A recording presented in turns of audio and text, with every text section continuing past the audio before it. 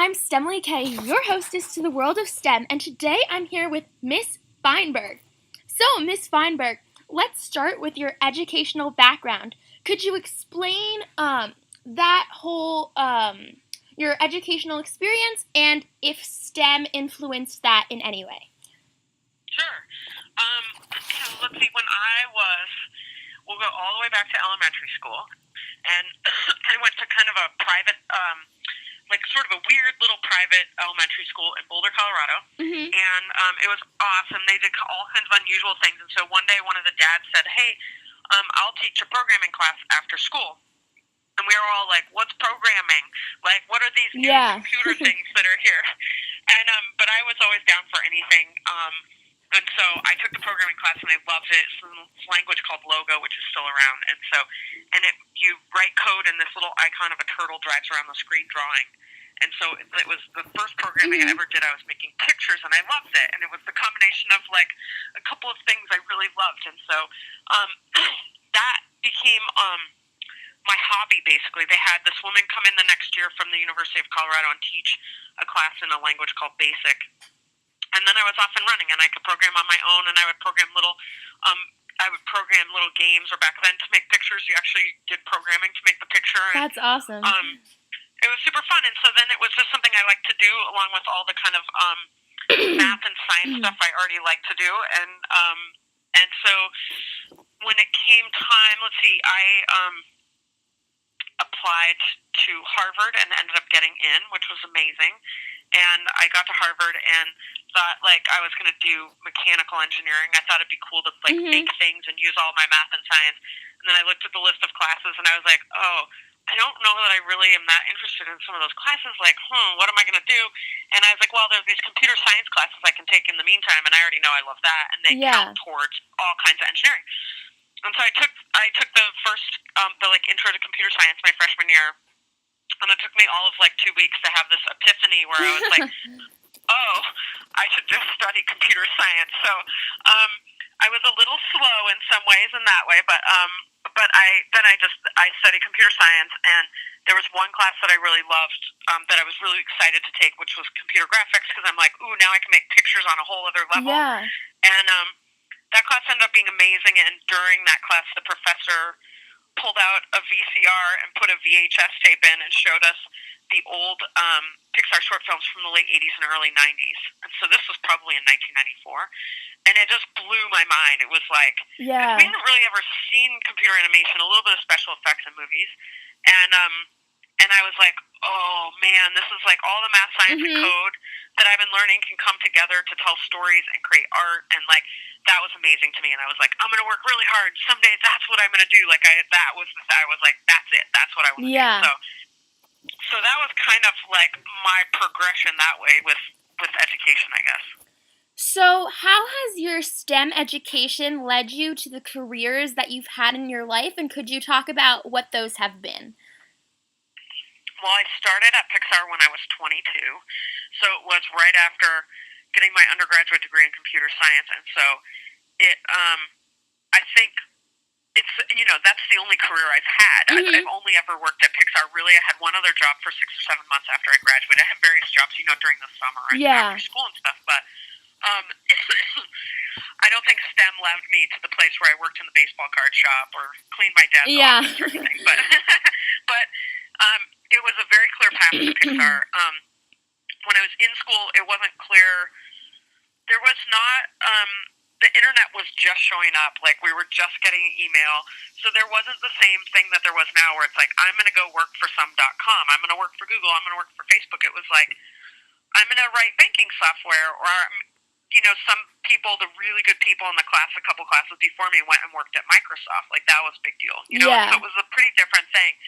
They all thought I was pretty weird, that, I was going off to do something that they didn't really understand what it was. So it wasn't a clear path, but to me it was a very clear path of I just keep following the things that I love, which happen to be a lot of math, science, and code, along with art and storytelling. And it was a very clear path to me that I ended up at Pixar. It wasn't like an easy path or something, but it didn't take a lot of jogs, because everything kind of presented itself at the right time. I had a lot of really great sort of timing on things. So, going off of that, you currently work as the director of photography at Pixar Animation Studios. So, for Yeah. girls who have no idea what that means, could you explain a little what it is? Of course, most people don't know what that means. So, um, so in a regular movie, like it's called a live action movie, with where you shoot on a real set with humans and stuff, Mhm. instead of in the computer.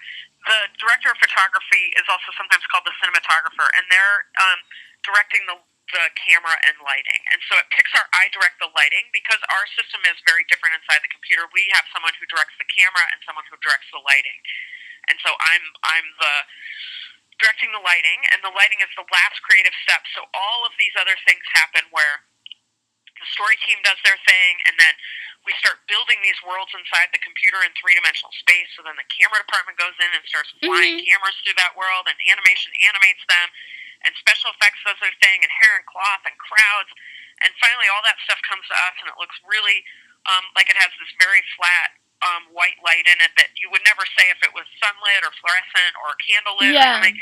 And then we go in and we actually put lights into that. We take those white lights out and we put the lights in, and we are basically kind of controlling the time of day or what the lighting situation in the room is. And so we can control the emotion. A lot of the color is coming from us, and all the light and kind of time of day and emotion that we're using to support the story. Um, so that's what I'm doing. I usually have a team of anywhere from 35 probably to 45. I think this one maybe we went up to 47 or 48, the movie I'm working on now. So I have a big team of people, and I see almost every one of them every day and talk to them about their lighting and try and get it to where it works with the movie, it works with the story, and then that the director Mhm. will like it. So, what are some of the Pixar films you've worked on? Okay, let's see. I've been here over 20 years. So Wow. um, A Bug's Life, Toy Story 2, Monsters Incorporated, Finding Nemo, Incredibles, Ratatouille. I directed the lighting for Wall-E and Brave, and Coco is the new one that's coming out here in a couple of months at Thanksgiving of 2017. So we're almost done with that. And I've done little stop-offs to help on some fun movies like Finding Dory or Inside Oh, Out, yeah. and The Good Dinosaur. So it's been super fun. I think maybe this is my 13th movie here, so it's pretty great. So, why do you believe girls should pursue STEM occupations?